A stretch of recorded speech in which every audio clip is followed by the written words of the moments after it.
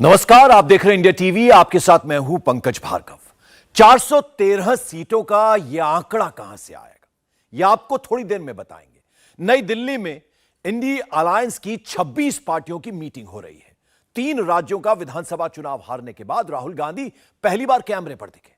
नरेंद्र मोदी ने कल बीजेपी संसदीय दल की बैठक बुलाई है। इसमें सीएम के नाम का फैसला नहीं होगा। इसमें 2024 की चुनाव की रणनीति सांसदों को बताई जाएगी। नरेंद्र मोदी अपने सभी सांसदों से मिलेंगे। 2024 की जंग शुरू हो चुकी है। नरेंद्र मोदी का मोर्चा और विरोधी का मोर्चा दोनों बैठने लगे हैं, बातें करने लगे हैं। और इन दोनों मोर्चों के लिए सबसे इंपॉर्टेंट है 413 सीटें। वो सीटें जो कश्मीर से लेकर महाराष्ट्र तक जाती हैं, गुजरात से लेकर बंगाल तक जाती हैं। क्यों कहा जा रहा है कि नरेंद्र मोदी अगर पूरी ताकत लगा दें तो 24 में 413 सीटें भी जीत सकते हैं। और यह पिच मोदी ने नहीं, विरोधी ने ही तैयार करके कैसे दी है, इस रिपोर्ट से समझते हैं।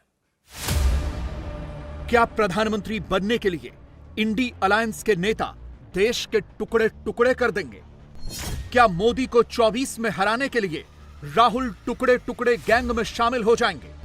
क्या मोदी को हटाने के लिए विरोधी देश का बंटवारा कर देंगे? क्या इंडी अलायंस के नेता एक देश में 2 प्रधानमंत्री चाहते हैं? एक देश में 2 प्रधानमंत्री कैसे हो सकते हैं? इस देश में 2 संविधान न हो, 2 प्रधानमंत्री न हो और 2 झंडे न हो। जो विरोधी मोदी को उत्तर भारत में नहीं हरा सकते, क्या वही विरोधी उत्तर भारतीयों के साथ गाली गलौज करके 24 जीतना चाहते हैं? क्या सनातन को नीचा दिखाकर इंडी अलायंस के नेता दक्षिण में वोट बटोरना चाहते हैं? क्या मोदी को वोट देने वाले हिंदुओं को साजिश के तहत इंडी अलायंस निशाना बना रहा है? और क्या इस षड्यंत्र की स्क्रिप्ट कांग्रेस हेडक्वार्टर में लिखी गई? कुछ लोग टुकड़े टुकड़े गैंग के साथ खड़े हैं। वो भारत के किस टुकड़े पर राज करना चाहते हैं? क्या भारत को तोड़ना चाहते हैं? क्या आप देश तोड़ना चाहते हो क्या? कुछ घंटों पहले ही नरेंद्र मोदी ने विरोधियों के लिए डिवाइसिव एजेंडा वाली ये लाइन लिखी थी। डिवाइसिव यानी टुकड़े टुकड़े करने वाले लोग, बांटने वाले लोग, टुकड़े टुकड़े गैंग के लोग। मोदी ने मंगलवार को भी सावधान किया। मोदी ने 3 दिसंबर को चुनावी नतीजों के बाद भी यही कहा था कि अब टुकड़े टुकड़े वाला गैंग एक्टिव होगा। वो देश को तोड़ने वाली साजिश रचेगा, फेक नैरेटिव बनाएगा। इसीलिए अभी से सावधान रहें। नकारात्मक शक्तियां अब तेजी से एकजुट होने का प्रयास करेगी। देश को बांटने वाली ताकतें अब एड़ी चोटी का जोर लगाएगी। समाज में खाई पैदा करने वाले अब नए मौके तलाशेंगे। हमें उनसे मुकाबला भी करना है, उनके फेक नैरेटिव को जवाब भी देना है। मोदी ने जो कहा शब्दशः वही हो रहा है। बांटो और राज करो वाला इकोसिस्टम एक्टिव हो गया है। कश्मीर से लेकर महाराष्ट्र तक जहां मोदी जीत रहे हैं, वहां विरोधी जीत नहीं सकते। इसीलिए विरोधी देश को 2 टुकड़ों में बांटने पर जोर लगा रहे हैं। कोई सनातन को गाली देकर हिंदुओं को टारगेट कर रहा है, कोई नॉर्थ वर्सेस साउथ कर रहा है। क्योंकि विरोधियों को पता है जब तक हिंदी बेल्ट में मोदी जीतेंगे, तब तक 2024 में इंडी अलायंस के किसी भी चेहरे का पीएम बनने का चांस नहीं है। तो क्या राहुल इसीलिए सोच समझकर प्लान 130 लेकर आए हैं? और क्या इसीलिए सनातन पर, हिंदुओं पर, उत्तर भारतीयों पर मोदी विरोधी इकोसिस्टम का पारा इतना हाई है? इंडी अलायंस के इस स्ट्रैटेजी को समझने के लिए आपको राहुल का प्लान 130 समझना होगा। दक्षिण भारत में कुल 5 राज्य हैं। आंध्र प्रदेश में 25 लोकसभा सीटें हैं, कर्नाटक में 28, केरल में 20, तमिलनाडु में 39, पुडुचेरी में 1 और तेलंगाना में 17 लोकसभा सीटें हैं। 24 के लिए राहुल की पार्टी का टारगेट भी यही है, किसी तरह 100 के पार जाना।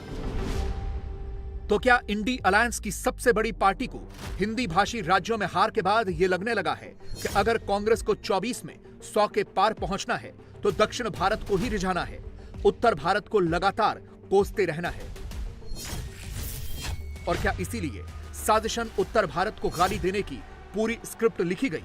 सनातन विरोधी, हिंदू विरोधी बातें कही गई। देश को तोड़ने वाला नैरेटिव परोसने की कोशिश हुई। हिंदू को, हिंदी को और सनातन धर्म को नीचा दिखाने की है। कांग्रेस के नेतृत्व वाला घमंडिया गठबंधन, इसका घमंड और अहंकार पराजय के बाद भी चूर चूर नहीं हुआ, बल्कि ये उत्तर भारत को, भारतीयों को और यहां तक कि सनातन धर्म को नीचा दिखाने में कोई कसर नहीं छोड़ रहे। डीएमके के नेताओं के सनातन धर्म, हिंदुओं और हिंदी और उत्तर भारत के खिलाफ बयान आना, ये एक सोची समझी साजिश है, सुनियोजित रणनीति का हिस्सा है, जहां भारत और भारतीयों को नीचा दिखाने का कोई कसर कांग्रेस नहीं छोड़ रही। कांग्रेस को समझ में आ गया है कि हिंदी स्टेट में जब जब मोदी और राहुल का आमना सामना हुआ है तो मोदी का स्ट्राइक रेट 90% से ज्यादा ही रहा है। राहुल आसपास फटके भी नहीं है। मसलन 19 के चुनाव में एमपी की 29 में से 28 सीटें मोदी ने जीत ली। राहुल की पार्टी को सिर्फ एक सीट मिली, वो भी छिंदवाड़ा की सेफ सीट थी। 2024 में अब वो सीट भी छीनने की तैयारी की है। एमपी में मोदी का स्ट्राइक रेट 100% हो, इसलिए शिवराज अभी से छिंदवाड़ा का चप्पा चप्पा खंगालने लगे हैं। खुद पहुंच गए हैं। मिशन 29 अभी से लॉन्च कर दिया। अब एक संकल्प छिंदवाड़ा को लेना पड़ेगा। देखो, आज से हम शुरू कर रहे हैं मिशन मध्य प्रदेश का मिशन 29। मिशन 29 और मिशन 29 का मतलब है मध्य प्रदेश में लोकसभा की सीटें हैं 29 और मेरी दिल से इच्छा है और उसके लिए हम सब मिलकर दी जान एक करेंगे। ये सुन लेना, मैं चैन की सांस नहीं लूंगा। आप बताओ, फिर से मोदी जी को प्रधानमंत्री बनाना है? फिर से मोदी जी को प्रधानमंत्री बनाना है? फिर से मोदी जी को प्रधानमंत्री बनाना है? तो 29 की 29 सीटें भारतीय जनता पार्टी को जिताना है। इसी तरह राजस्थान की 25 लोकसभा सीटों में से 24 सीटें, छत्तीसगढ़ की 11 में से 9 सीटें, बिहार की 40 में से 17 सीटें, महाराष्ट्र की 48 में से 23 सीटें, झारखंड की 14 में से 11 सीटें, दिल्ली की 7 में से 7, यूपी की 80 में से 62 नरेंद्र मोदी ने 2019 के चुनाव में जीती थी। इसका मतलब क्या है? इसका मतलब यह है कि पंजाब को छोड़ दें तो नॉर्थ इंडिया से लेकर वेस्ट इंडिया तक लोकसभा के चुनाव में मोदी ही क्लीन स्वीप करते हैं। कांग्रेस आसपास फटकती भी नहीं दिखती। इसीलिए बंद कमरे में जब इंडी अलायंस के नेता बैठते हैं, उनके बीच जब बंद कमरे में बातें होती हैं, तो यही बात निकल कर आती है कि देखो, नॉर्थ में तो मोदी जीतता है, अब तो साउथ में ही हमारा चांस है। सनातन को, हिंदी बेल्ट को, हिंदुओं को गाली देने वाली विरोधियों के स्क्रिप्ट भी 24 में दक्षिण के वोटर्स को लुभाने वाली स्ट्रेटेजी का हिस्सा है। फिर चाहे इसके लिए देश को टुकड़े टुकड़े करने वाली बातें ही क्यों न कहनी पड़े। जो विपक्ष के कुछ साथी, आईएनडीए के साथी, इस देश को नॉर्थ और साउथ में बांटने का प्रयास कर रहे हैं, ये साजिश में बिल्कुल विफल होंगे। भारतीय जनता पार्टी के हम सभी सांसद यहां आपके समक्ष आए हैं कि उनको माफी मांगने में क्या तकलीफ है, और अगर वो माफी नहीं मांग रहे हैं तो हमें लगता है कि राहुल गांधी जी भी उनके साथ खड़े हैं, हमें लगता है शिवसेना के उद्धव ठाकरे भी उनके साथ खड़े हैं, हमें लगता है डीएमके के स्टालिन भी उनके साथ खड़े हैं, हमें लगता है केरल के मुख्यमंत्री भी उनके साथ खड़े हैं, हमें लगता है कर्नाटक के मुख्यमंत्री भी उनके साथ खड़े हैं। इतना बड़ा बयान देने के बाद, वो भी लोकसभा के फ्लोर के बाद, और माफी भी नहीं मांगना, चोरी और सीनाचोरी, ये हम आपको बताने आए। भारत के सनातन की पहचान गंगा गौ हैं, गौ माता भारत सनातन की पहचान है। मजाक करना बंद करो, सनातन को खत्म करना बंद करो। राहुल गांधी, स्टालिन, टुकड़े टुकड़े गैंग, नहीं तो खुद समाप्त हो जाओगे। मगर क्या देश के पढ़े लिखे वोटर्स को गाली देने से उत्तर भारतीयों को गाली देने से इंडी अलायंस का 24 में भला हो जाएगा? और क्या सनातन को टारगेट करके दक्षिण के राज्यों में राहुल की पार्टी 130 सीटें बटोरने में कामयाब हो जाएगी? इसका जवाब है ना।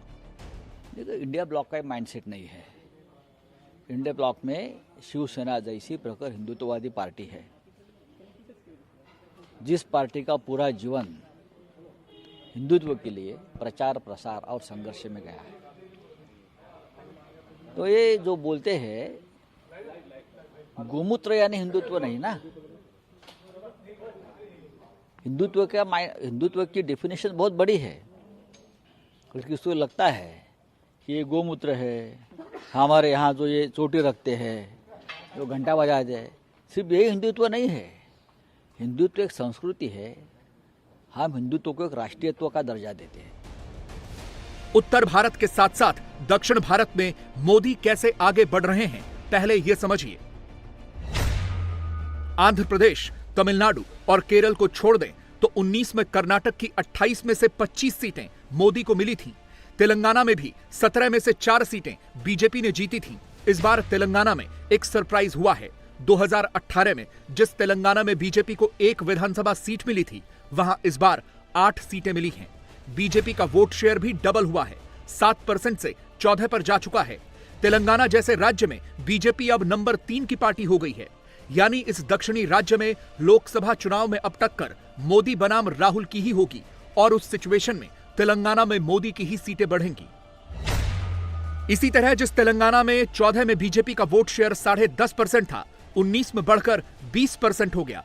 कर्नाटक में 14 में बीजेपी का वोट शेयर 43% था, 19 में 52% हो गया। केरल में 14 में बीजेपी को 10.5% वोट मिले थे, 19 में वो बढ़कर 13% हो गए। यानी ऐसा भी नहीं है कि दक्षिणी राज्यों में बीजेपी कहीं नहीं है। बीजेपी दक्षिण के हर राज्य में अपना वोट शेयर बढ़ा रही है, मेहनत भी कर रही है। यह बात मोदी विरोधियों को भी पता है।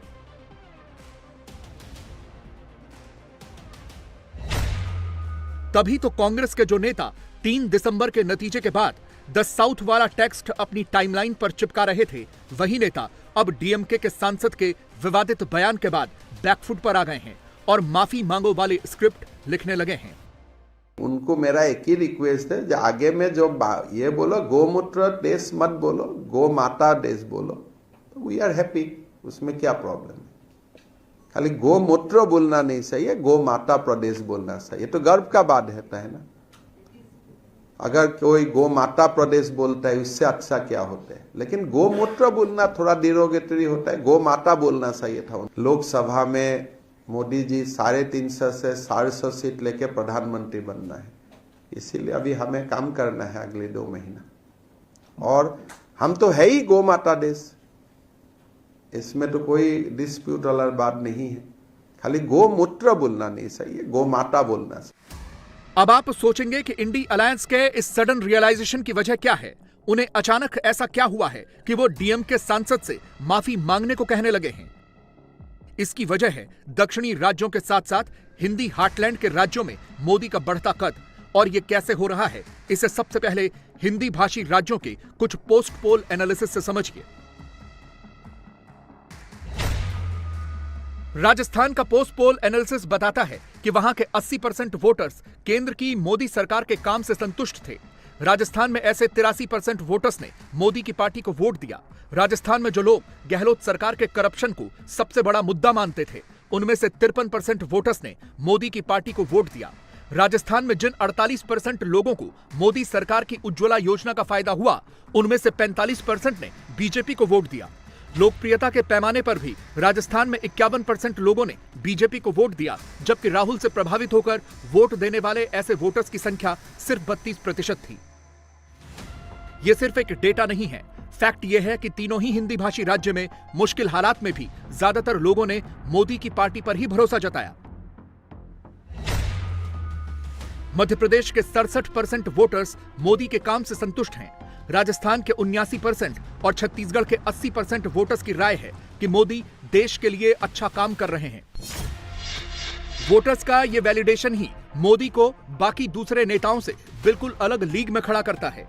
इसीलिए भरोसे की लड़ाई में बीजेपी को हमेशा एज मिलता है और उसका असर क्या होता है ये देश ने पहले 14 में देखा, फिर 19 में देखा और अब 24 में भी उसी को रिपीट करने की दिशा में काम शुरू हो चुका है।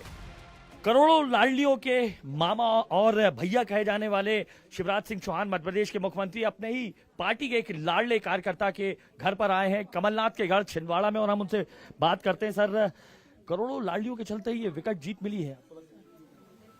प्रधानमंत्री जी की लोकप्रियता, उनके प्रति श्रद्धा और अटल विश्वास, केंद्र भाजपा और प्रदेश की योजनाएं और लाडली बहनों का भी भरपूर आशीर्वाद। आपने पूरे इस प्रदेश पर दौरा किया, आपको क्या लगता है जीत की बड़ी वजह? आपने तमाम चीजें बताई हैं, लेकिन फिर भी बाद में बात करेंगे। इस समय तो हम एक सीट पे लोकसभा की 7 विधानसभा सीटें हारे। अब हमारा लक्ष्य है प्रधानमंत्री श्रीमान नरेंद्र मोदी जी भारत के प्रधानमंत्री बनेंगे ही, लेकिन 29 की 29 सीटें जीत के प्रधानमंत्री जी को हमें देना है, एक भी नहीं हारना।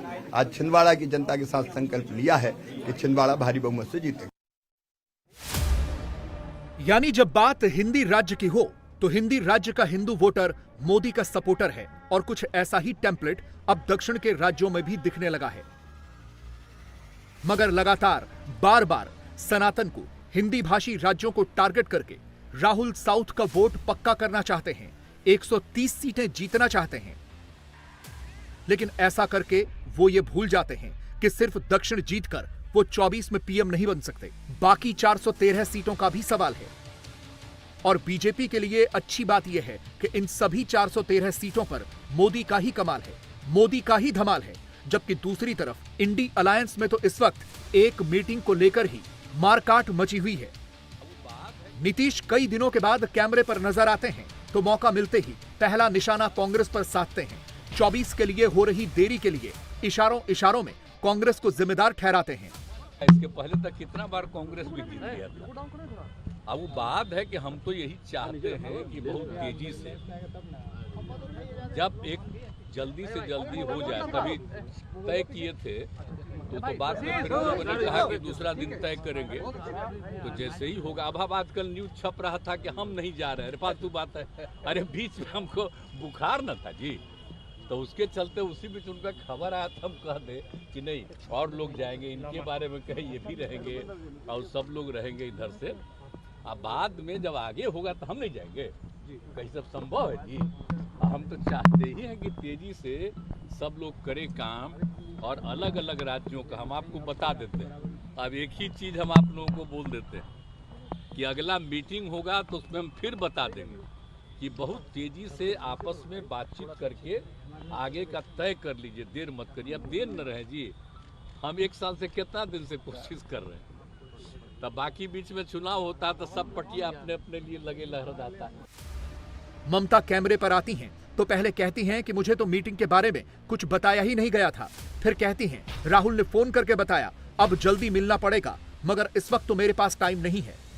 I was not informed also earlier, but day before yesterday Rahul ji phoned me and he told me about the meeting. Then I said, you just nobody told me and I do not know. So because I had my program, and also for other chief minister also sometimes they are also busy if they don't know the program before 7 days ago or 10 days ago. But we'll be meeting shortly whenever they will decide. So don't worry for that. इसी तरह ठाकरे गुट के संजय राउत और INDI alliance के दूसरे नेता जब कैमरे पर आते हैं तो ऑल इज वेल की एक दूसरी ही कहानी सुनाते हैं। अपने गुट में हो रही उठापटक पर कोई कुछ नहीं कहता। हाँ, मोदी को टारगेट करने का बहाना यहां भी ढूंढ लिया जाता है। भाजपा में तानाशाही है, हमारे यहाँ लोकशाही है। वहाँ मोदी जी ऊपर से नीचे नहीं देखते हैं, हम सबको साथ लेकर चलते हैं। अगर सबकी सुविधा के अनुसार हम एक तारीख के लिए स्थगित कर रहे हैं तो ये भाजपा को हर बात पे दर्द क्यों होता है? इलाज कराएं अपना। बात ऐसी है कि इंडिया अलायंस की बैठक आज होने वाली थी शाम को, और आज उद्धव ठाकरे यहाँ पहुँचने वाले थे। शिवसेना के प्रमुख शरद पवार साहब भी दिल्ली में है, लेकिन कुछ प्रमुख नेता जो है, राहुल गांधी जी भी थे, जिसमें ममता जी है, उनके घर में एक शादी है। स्टालिन साहब के राज्य में जिस तरह से बाढ़ की स्थिति है वो यहाँ से हिल नहीं सकते, और भी नेताओं की कुछ समस्या, अखिलेश जी नहीं है अवेलेबल, नीतीश कुमार जी बीमार चल रहे हैं। तो फिर तय किया कि हम 16 या 18 दिसंबर को इस बैठक पोस्टपोन करेंगे। अब ये आपकी बात है, अपना अपना फेस, वो बैठक में तय होगा ना क्या करना है। हो किसी ने ये नहीं कहा है ना कि हमको इस इंडिया गठबंधन का लीडरशिप का जिम्मा चाहिए। हम एक साथ रहेंगे और 2024 में आपको उसका परिणाम दिखेगा। मोदी ने इसी इकोसिस्टम के बारे में कहा था कि अब 3 राज्यों में हार के बाद ये लोग हर रोज नया नैरेटिव लेकर आएंगे, नए फसाने सुनाएंगे। 2024 कैसे जीता जा सकता है इसका एग्जाम्पल दे देकर बताएंगे। मोदी की कही एक एक बात सच साबित हो रही है। इंडी अलायंस के उमर अब्दुल्ला को सुन लीजिए। हाँ, हो सकता है असर हो, क्योंकि अगर आपको याद होगा 5 साल पहले भी इसी तरह इलेक्शन हुए थे और 3 रियासतों में कांग्रेस ने कामयाबी हासिल की, लेकिन पार्लियामेंट में फिर बीजेपी जीती। इस बार इन 3 रियासतों में बीजेपी ने कामयाबी हासिल की। मुमकिन है अब पार्लियामेंट में ऑपोजिशन वाले कामयाबी हासिल करेंगे। मोदी पर पर्सनल अटैक करना, सनातन धर्म को निशाना बनाना, हिंदी भाषी राज्यों के खिलाफ नैरेटिव बनाना, मोदी को वोट देने वाले हिंदू वोटर से गाली गलौज करना। लगता है इंडी अलायंस 2024 में अब इसी लाइन लेंथ पर आगे बढ़ेगा। लेकिन मोदी के सियासी दुश्मनों को यह रत्ती भर भी अंदाजा नहीं है कि ऐसा करके वो हिंदी बेल्ट और हिंदू वोटर्स तो गवाएंगे ही, लगे हाथों साउथ में भी मोदी विरोधियों को 24 में बड़ा झटका लगेगा। संकेत तो ऐसे ही हैं। राजस्थान के जयपुर से उदयपुर तक एक नाम, एक नारा सबसे ज्यादा चल रहा है, लाउड एंड क्लियर भी, गुस्से में भी और शांति में भी। योगी योगी जयपुर में मर्डर हुआ, बहुत बड़ी हेडलाइन बनी। दिन दहाड़े गोलियां चली। राजस्थान को अभी नए मुख्यमंत्री का इंतजार है, लेकिन पब्लिक राजस्थान के नेताओं का नाम कम, योगी आदित्यनाथ का नाम ज्यादा ले रही है। क्यों? देखिए रिपोर्ट। उदयपुर से निकली आवाज, राजस्थान में चाहिए योगी आदित्यनाथ जैसी सरकार।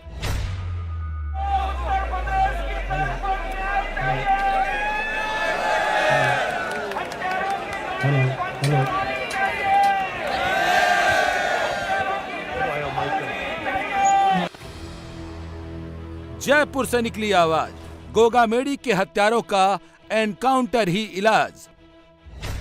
हमें एनकाउंटर की मांग है। एनकाउंटर की बात ठीक है, लेकिन इतने मोटे मोटे लाठियों की उन हथियारों पर लाठ बजेंगे ये, उन हथियारों पे, और उनको जल्दी से जल्दी पकड़ा जाए। जय भवानी जय। इस बार कहीं कोई से बिल में छुप जाए, इस बार नहीं छोड़ेंगे उनको साफ साफ चेताने, कहीं भी जाए पकड़ेंगे, बदला लेंगे, नहीं बदला लेंगे इस बार। मैं कहता हूँ योगी सरकार के एनकाउंटर से यहाँ की सरकार को सीखना चाहिए। मैं कल यहाँ के पुलिस कमिश्नर का स्टेटमेंट सुन रहा था, जिस प्रकार से वो गोलमाल जवाब दे रहे थे। क्या कमिश्नर ऑफ पुलिस जयपुर को नहीं मालूम कि सुखदेव सिंह गोगामेडी कौन है? हमारे साथ जो धोखेबाजी से षड्यंत्र के तहत हमारे सुप्रीमो का दादा सुखदेव सिंह गोगामेडी जी की जो निर्मम हत्या की गई है, उसी के तहत हमें भी वैसी की वैसी उनके साथ में हमारा न्याय चाहिए कि उनका भी एनकाउंटर किया जाए। बात 2 शहरों की नहीं है, पूरे राजस्थान में करणी सेना के लोग सड़क पर उतर आए हैं। करणी सेना के लोग योगी योगी कर रहे हैं। राजस्थान का चप्पा चप्पा कह रहा है योगी जैसी सरकार चाहिए। राजस्थान में योगी का नाम चल रहा है, उसकी वजह है ये वीडियो। 5 दिसंबर को जयपुर में राष्ट्रीय राजपूत करणी सेना के मुखिया सुखदेव सिंह गोगामेडी के घर पर ही 2 शूटरों रोहित राठौर और नितिन फौजी ने गोगामेडी के सिर में गोली मारकर हत्या कर दी। हत्यारों को साथ लेकर आने वाले नवीन शेखावत को भी हत्यारों ने मार डाला। सुखदेव सिंह गोगामेडी बड़े क्षत्रिय नेता थे। करणी सेना का आरोप है कि हत्या के पीछे बड़ी साजिश है और निशाने पर पिछली गहलोत सरकार और उनका प्रशासन है, क्योंकि सुखदेव सिंह गोगामेडी ने अपनी जान का खतरा बताया था। पुलिस सुरक्षा की गहलोत सरकार से मांग की थी। Mohali state special operation cell unit ने भी इनपुट भेजा था। कुछ महीने पहले पंजाब की इंटेलिजेंस यूनिट ने राजस्थान पुलिस को चिट्ठी लिखकर आगाह किया था कि लॉरेंस बिश्नोई रोहित गोदारा गैंग के शार्प शूटर सुखदेव सिंह गोगामेड़ी की हत्या कर सकते हैं। इसके लिए उसने एक AK-47 भी अरेंज करवाने की कोशिश की थी। करणी सेना का आरोप है कि इतने सटीक इनपुट के बाद भी गोगामेड़ी को सुरक्षा नहीं दी गई। क्या योग्य प्रदर्शन? जब तक मैंने आपको सुबह भी कहा था कि इस हत्याकांड के अंदर राजस्थान के पूर्व मुख्यमंत्री अशोक गहलोत और कम से कम 15 IPS अधिकारी इसके अंदर मुल्क में बढ़ेंगे। जब तक हमें न्याय नहीं मिलेगा, जब तक इन लोगों के खिलाफ कार्रवाई नहीं होगी, हम इसी तरीके से इंतजारी रहेंगे। तो हंगामा ये और ज्यादा हो सकता है। कानून व्यवस्था बहुत बड़ा चैलेंज हो जाएगी। इस समय आप देखिए किस तरीके से यहाँ पर भीड़ हो रही है। सोचिए, दिन दहाड़े एक आदमी की हत्या हो जाती है, 3-3, 4-4 आदमी मिलकर एक आदमी की हत्या कर देते हैं घर में घुसकर। इससे बड़ा बुरा कृत्य क्या हो सकता है? क्या चाह रहा है राजपूत समाज और मतलब आप लोग अपनी किस मांग पर अड़े हुए हैं? राजपूत समाज ये चाहता है हत्यारों को शीघ्र पकड़ा जाए और उनसे पूरी जांच की जाए किस तरीके से कौन बैठा हुआ यहाँ ऐसा कृत्य करवा रहा है। अगर कोई विदेश में बैठे हुए हैं तो उनको बुलाया जाए, नहीं तो और दोबारा एक दूसरे टारगेट पे हो जाएगा। कोई सामाजिक संस्थाएं जो है उनको टारगेट पे ले रखा है। जब तक विदेश में बैठे जो क्रिमिनल हैं, जो अपने आप को समांतर सरकार चला रहे हैं देश के अंदर, उनको गिरफ्तार करके भारत लाया जाए और उनको कड़ी से कड़ी सजा दी जाए। और सभी लोगों ने इस बात की एक धारणा बने कि हिंदुस्तान की सरकार, राजस्थान की सरकार मजबूती से काम करिए। उनको सजो के क्यों रखा जा रहा है जेल के अंदर? एनकाउंटर क्यों नहीं कर दिया जाता उन लोगों का? आप सरकार उनको खुद मौका देती है आगे करवाने का।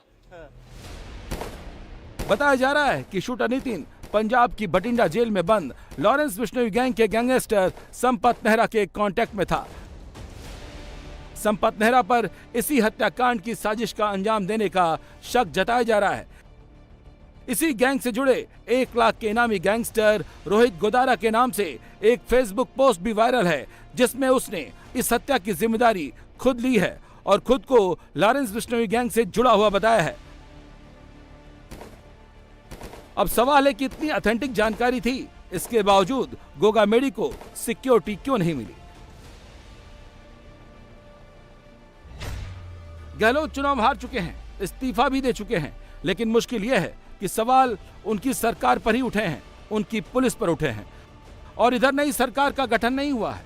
गहलोत कार्यवाहक मुख्यमंत्री हैं, मुख्यमंत्री इस वक्त कोई नहीं है। और ये सब गहलोत से यही पूछ रहे हैं कि जब गोगामेड़ी ने सुरक्षा मांगी थी तो किसने ऑर्डर नहीं दिया, किसका ऑर्डर आया जिसने सिक्योरिटी देने से मना कर दिया। सबसे बड़ी बात तो बठिंडा जेल से इनपुट है 9/3/2023 का इन्हीं डीजी साहब के पास। तो डीजी साहब ने क्यों नहीं कार्रवाई करी? क्या संलिप्तता है उनकी? क्या मिले हुए उनसे? क्यों अपराधियों से मिले हुए हैं? मुख्यमंत्री के पास उस टाइम गृह मंत्रालय का वो चार्ज था, तो गृह मंत्रालय के पास तो हर चीज का इनपुट आता है। डीजी के पास आता है, गृह मंत्रालय के पास भी आता है। गृह मंत्रालय होता है उनका बाप। तो क्यों मुख्यमंत्री नहीं बोला? आदमी को मरवाना चाहता, हमारे आदमी को मरवा दिया चुप रह के, उसको दबा के। इनकी संलिप्तता है, इन पे कार्रवाई होनी चाहिए, बर्खास्त होना चाहिए डीजी यहाँ का, बाकायदा मुख्यमंत्री पे मुकदमा दर्ज होना चाहिए, NIA की यहाँ पे जांच होनी चाहिए। नेशनल थर्ड है, इंटरनेशनल थर्डिंग हो रही है। ये सच है कि जेल में बैठकर गैंगस्टर कैसे हत्या को अंजाम दे रहे हैं और एजेंसियों को इनपुट तो मिलता है, लेकिन अगर उस पर गंभीरता नहीं दिखाई जाती है तो ऐसी ही वारदातें होती हैं और सवाल भी उठते हैं। करणी सेना के लोग योगी योगी क्यों कर रहे हैं? क्योंकि इनको लगता है कि गहलोत सरकार ने कानून व्यवस्था का मजाक बना रखा था। यूपी में योगी सरकार अच्छी कानून व्यवस्था का सबसे सॉलिड एग्जाम्पल है। इसीलिए ये सब राजस्थान में यूपी जैसी सरकार और कोई योगी जैसा मुख्यमंत्री की डिमांड कर रहे हैं। इनको लगता है ऐसा कोई मुख्यमंत्री आएगा तो सब कुछ ठीक हो जाएगा। आज यूपी नो कर्फ्यू, नो दंगा। यूपी में सब और चंगा। नो कर्फ्यू, नो दंगा, यूपी में सब चंगा। रंगदारी ना फिरौती, अब यूपी नहीं है किसी की बपौती। माफिया अपराधी हो गए अतीत, सुरक्षा खुशहाली रोजगार का अब बना है प्रतीक। इन लोगों में गुस्सा इतना ज्यादा है कि करणी सेना के लोग तो यहां तक कह रहे हैं कि अगर हत्यारों का एनकाउंटर नहीं हुआ तो मुख्यमंत्री की शपथ तक नहीं होने देंगे।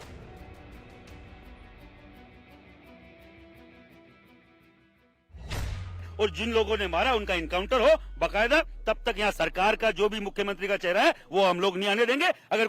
अगर कोई शपथ लेना चाहता है तो राजपूत समाज को और उनके जुड़े हुए जितनी भी जाति है उनको पूछ के लेंगे।